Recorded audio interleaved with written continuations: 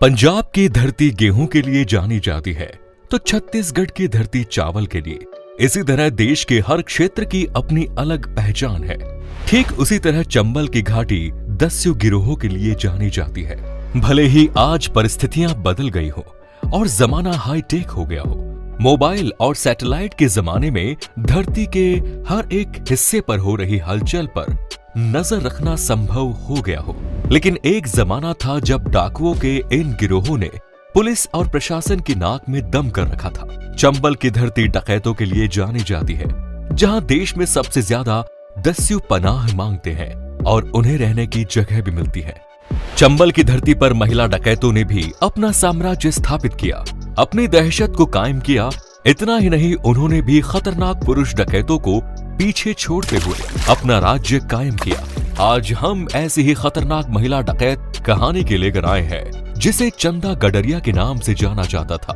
बने रहिए हमारे साथ इस वीडियो में बिल्कुल आखिरी तक। डकैत चंदा गडरिया की कहानी किसी फिल्म स्टोरी की तरह नजर आती है, जहां चंदा गडरिया के संबंध उसके ममेरे भाई से हो गए। अपनी शादीशुदा जिंदगी से मुंह मोड़कर अपने पति को धोखा देकर अपने प्रेमी के साथ उस महिला ने बीहड़ का रास्ता चुन लिया। बड़ी छोटी सी उम्र में बड़े ही कम समय में इसने चंबल की घाटी में अपनी दहशत कायम की और महीनों तक इसके कारनामों का जलवा बरकरार रहा।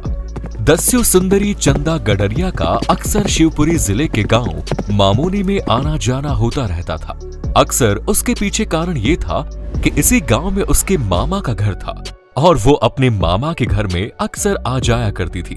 चंदा गडरिया के पिता एक किसान थे। खेती किसानी के साथ साथ वो भेड़ बकरियां को भी पाला करते थे। चंदा बचपन से ही काफी चंचल और तेज स्वभाव की थी। पढ़ाई लिखाई में भी बहुत तेज थी, लेकिन घर की आर्थिक स्थिति इतनी ज्यादा खराब थी कि चंदा आगे नहीं बढ़ पाई और उसे अपनी पढ़ाई लिखाई बीच में ही छोड़नी पड़ी।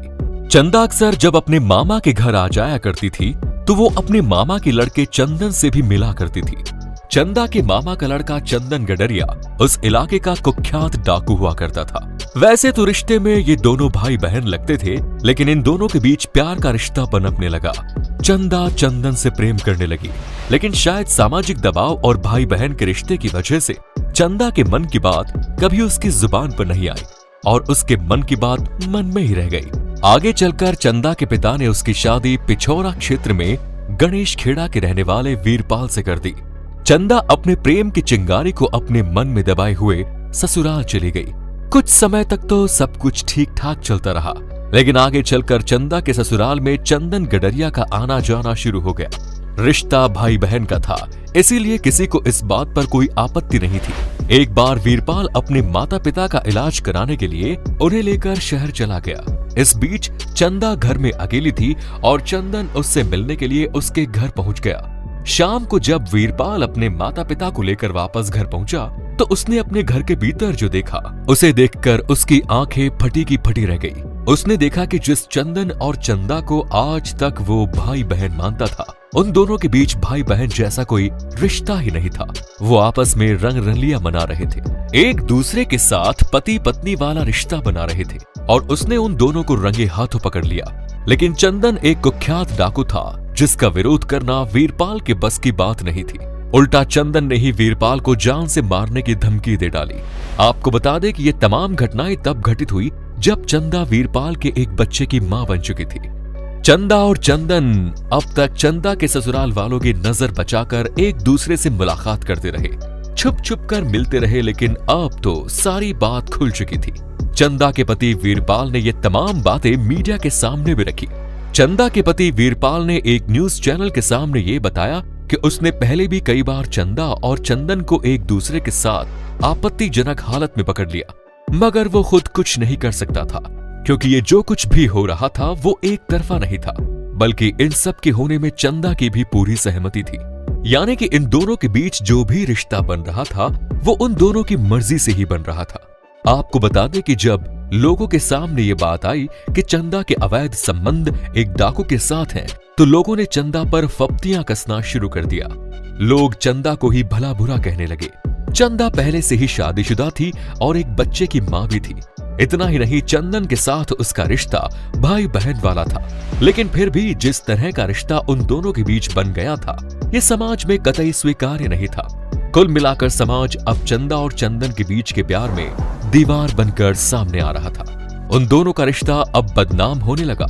इतना ही नहीं, चंदन खुद एक रेप केस के मामले में फरार चल रहा था।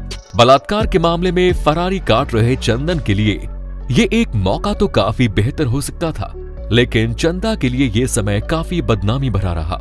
इन तमाम बातों से परेशान होकर चंदन को अब इसका उपाय सोचना था, लेकिन उसने जो उपाय सोचा वो समाज के लिए और चंदा के लिए काफी खतरनाक था। लेकिन चंदन खुद एक डाकू था, इसलिए उसके दिमाग में इससे बेहतर कोई आइडिया नहीं आ सकता था। उसने सोचा कि क्यों ना मैं चंदा को भी अपने साथ बीहड़ लेकर चलूं और उसे भी अपने साथ एक डाकू बना लूं। जब उसने ये आइडिया चंदा को सुनाया तो चंदा को भी धीरे धीरे ये आइडिया पसंद आने लगा। उसे भी लगने लगा कि वो भी एक डकैत बन जाएगी। गांव की सीधी सादी जिंदगी से वो ऊब चुकी थी। अब वो बीहड़ में जाकर रहस्य रोमांच के साथ अपनी जिंदगी अपने हिसाब से जीने का उसे मौका मिल जाएगा। आगे चलकर दोनों ने वही किया जो उन दोनों ने डिसाइड किया था। एक दिन दोनों घर से भाग गए और चंबल के बीहड़ों में डकैत पति पत्नी के रूप में काम करने लगे। चंदा और चंदन का गैंग अब वो बड़े पैमाने पर अपहरण और फिरौती के काम में जुट गया। इतना ही नहीं, उस क्षेत्र में जितने भी सरकारी काम चलते थे उन तमाम सरकारी ठेकों में अब चंदा का भी कमीशन फिक्स हो गया था। किसी भी सरकारी ठेके में अब इस गैंग का कमीशन 20% फिक्स हो गया। सरकारी काम में कमीशन फिक्स हो जाने से इन दोनों की अवैध वसूली का एक जरिया तो बन गया, साथ ही सरकारी महकमे में इनकी धाक भी बनने लगी। एक दिन चंदा और चंदन की डकैत गैंग ने सीताराम जाट नाम के एक व्यक्ति का अपहरण किया, लेकिन इसके पहले कि उस अपहरण के बदले में ये लोग कुछ रकम हासिल कर पाते, सीताराम जाट इनके चंगुल से भाग गया। सीताराम जाट ने इनके बारे में बताया कि चंदा चंदन गडरिया गैंग में सबसे खूंखार सदस्य के रूप में जानी जाती है। वो सबसे क्रूर भी है और चालाक भी। अपहरण करके जिस किसी को भी पकड़ के ये गैंग अपने पास रखता है, उसी डराने धमकाने, उसके साथ मारपीट करने और घर से पैसा वसूलने के लिए राजी करने का पूरा काम चंदा ही करती है। चंदन गडरिया गैंग के बाद इस गैंग में सबसे अधिक चंदा की ही चला करती थी। साल 2016 की शुरुआत में जनवरी की 11 तारीख वो दिन था जब शिवपुरी की पुलिस को चंदन गडरिया गैंग के बारे में एक इनपुट मिला। इनपुट के मुताबिक अमोला पाठा रोड पर मौजूद झाल नाले के बगल में जो जंगल मौजूद है, वहां पर चंदन गडरिया गिरोह डेरा डाले हुए है।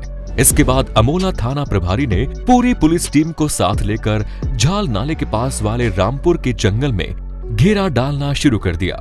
जैसे जैसे पुलिस का घेरा छोटा होता चला गया, आगे चलकर पुलिस ने गिरोह के सदस्यों को सरेंडर करने के लिए कॉल दी, लेकिन पुलिस की कॉल को इग्नोर करके चंदन गडरिया ने अपने साथियों को पुलिस पर हमला करने का इशारा कर दिया।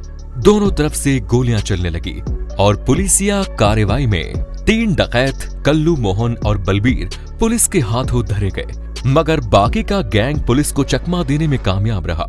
पुलिस ने इस गैंग के ऊपर 1.5 लाख से ज्यादा का इनाम घोषित कर दिया। अकेले चंदन गडरिया पर ही 33,000 का इनाम घोषित था। चंदन गडरिया को मोबाइल का इतना शौक था कि इसकी एवज में उसने अपनी लोकेशन को पुलिस तक पहुंचा दिया और वहीं उसके एनकाउंटर का कारण बना। ये घटना 30 जनवरी साल 2016 की है, जब पुलिस ने चंदन गडरिया के मोबाइल की लोकेशन को साइबर सेल की मदद से ट्रेस किया और उसकी लोकेशन मिलने के बाद पुलिस की टीमें एग्जैक्ट लोकेशन की तरफ बढ़ती चली गई और आगे जाकर उन्होंने चंदन गडरिया की गैंग को एक बार फिर घेर लिया। दोनों तरफ से गोलीबारी हुई और इस गोलीबारी में डकैत चंदन मारा गया, लेकिन चंदा भागने में कामयाब हो गई। पुलिस के लिए वो बड़ा सिरदर्द बन गई, क्योंकि चंदा घायल नागिन की तरह थी जो बदला लेने पर उतारू थी। पुलिस भी इस बात को जानती थी। पुलिस चंदा को सरगर्मी से ढूंढ रही थी और चंदा कोई ना कोई बड़ा कांड करने की फिराक में थी। वो चाहती थी कि कुछ बड़ी पकड़ करके उनसे फिरौती वसूले और उसके बाद बीहड़ से ही सांसद का चुनाव लड़े। उसके सपने काफी बड़े थे। 12 बोर की बंदूक रखना और जीन्स टी शर्ट पहनकर घूमना चंदा का शौक था। लोग उसे बैंडिट क्वीन चंदा गडरिया के नाम से जानने लगे। वो फूलन देवी को अपना रोल मॉडल मानती थी।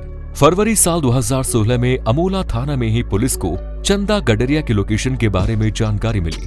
पुलिस ने गैंग को घेर लिया और बड़ी ही होशियारी दिखाते हुए चंदा गडरिया को जिंदा पकड़ लिया। इसके साथ ही 10,000 का इनामी बदमाश भोजा गडरिया भी गिरफ्तार हो गया।